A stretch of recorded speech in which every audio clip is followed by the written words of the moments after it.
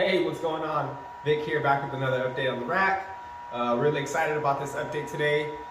Have some great news to share with you. Recently, I've had two angelfish clutches hatch out and are now wigglers. And this tank here on the far right, I do have a third clutch. It doesn't seem like it's going to be fertile. All the eggs look like they are dead. I might have pulled them too soon from the tank. I can't remember if I told you, but I have two angelfish pairs in this rack now.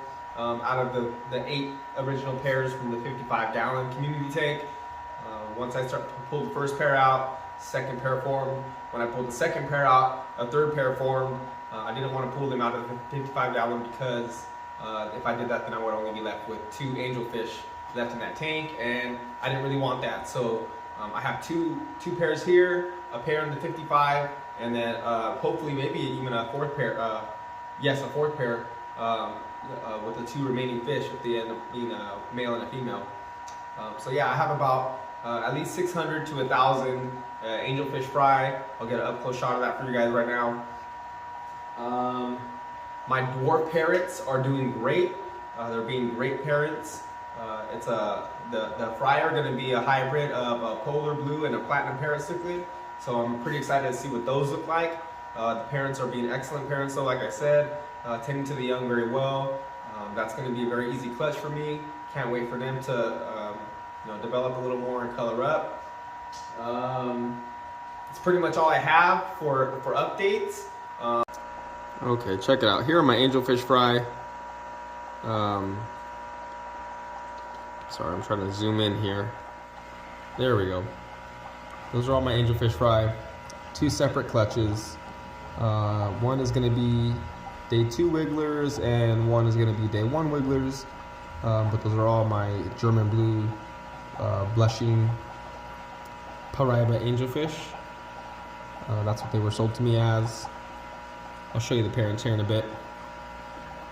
Here is going to be my 3rd angelfish clutch, and these eggs are actually all infertile. I might have pulled them too soon, like I said. Male might not have had a chance to fertilize them. You can see a few eggs that are there fertile, so it does look like the male was making a pass over them, but just wasn't able to successfully fertilize all the eggs. Again, these were in my 55-gallon tank, which is in a community style setting with high flow canister, external canister, so male may not have had the easiest time trying to fertilize these eggs. Also, they're defending their site from other fish, so unfortunately it doesn't look like this clutch is going to be viable, but that's okay because I have more than I need here with all these fry, so these are going to be really fun to raise out. I'm looking forward to seeing how many I get out of these to survive to sellable size. Okay, here I have my 2 angelfish pairs that are on my rack spawning for me. I do have a 3rd pair in the 55-gallon in my room, which I have yet to show you guys. All the tanks in my room I will show you soon. Maybe tomorrow I'll record that video. But yeah, this was the first pair that formed. They spawned for me a few times in the 55-gallon. I finally decided to move them out. I believe they spawned in here twice for me. Have eaten their eggs both times. So this 3rd time I pulled the eggs, which are over here in the 10-gallon next to them. This is my B pair. I'm calling these my B pair. As a 2nd pair to spawn, I will say, out of the tank in the bedroom.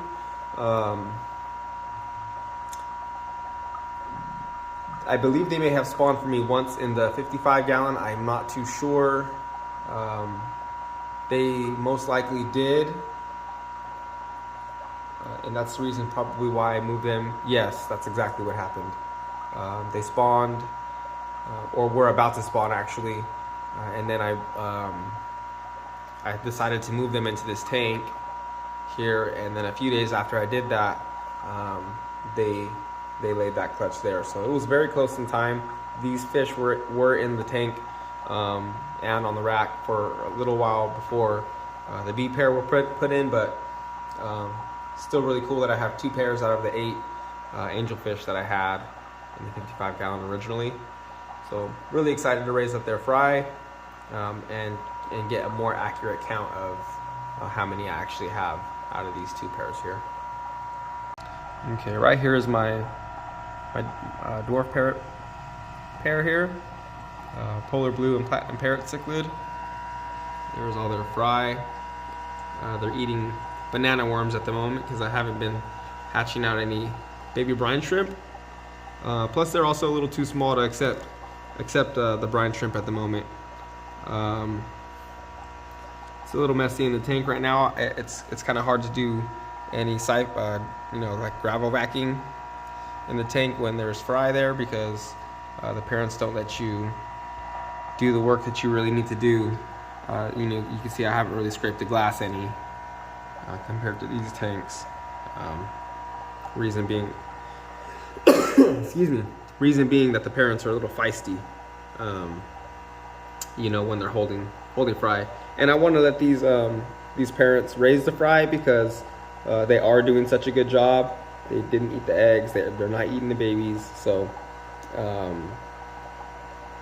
so far I haven't witnessed any babies being eaten, and it looks like they have the same amount that they started with originally. So that's really cool. Okay, and here I have the remaining dwarf parrots that I had from the group of 5. And that polar blue is a runt. Huge runt. Huge runt. That's funny. Yeah, it doesn't grow. The 2 platinums you can see are pretty much full grown. So they might be bullying him and not letting him eat. That tank is a female black ram who took a beating from a male and suffered some fin damage. So I'm nursing her back to health. I had 2 in here, but one of them was a little more aggressive and a little further along in the healing process. So I moved her out, put her in a isolation box in the stock tank so she could finish her healing. But yeah, that's what I have in that tank. And these 2 tanks are just my stock tanks. I'm actually gonna get some maintenance on these right now. Scrape all the glass down, do a water change, clean the filters off, clean off the terracotta pots, possibly put some more pots in there. Definitely gonna get some in here tonight because they need some cover and something to swim around. I feel bad for them just being in a box like that. I probably might put a background on this tank here on the right. I never painted that one, and I didn't want to purchase any paint at the time when I got it. So yeah, it might get painted, it might not. Those down there are gonna get maintenance probably tomorrow. Glass scraped and small water change. There's nothing in them right now, but I'm keeping them available for potential black ram pairs. If I do get 6 pairs developed, I will likely need to set up my second rack for fry hatching and rearing and some more grow out space. So hopefully soon I'll have the 6 pairs, but I had to switch. Like I said in one of my last videos, I had to switch from forcing the pairs to allowing them to form naturally. So yeah, we'll see how it goes. Hopefully by the end of the year I'll have at least some bonds being formed, and I'll be able to start moving some fish out into their own tanks.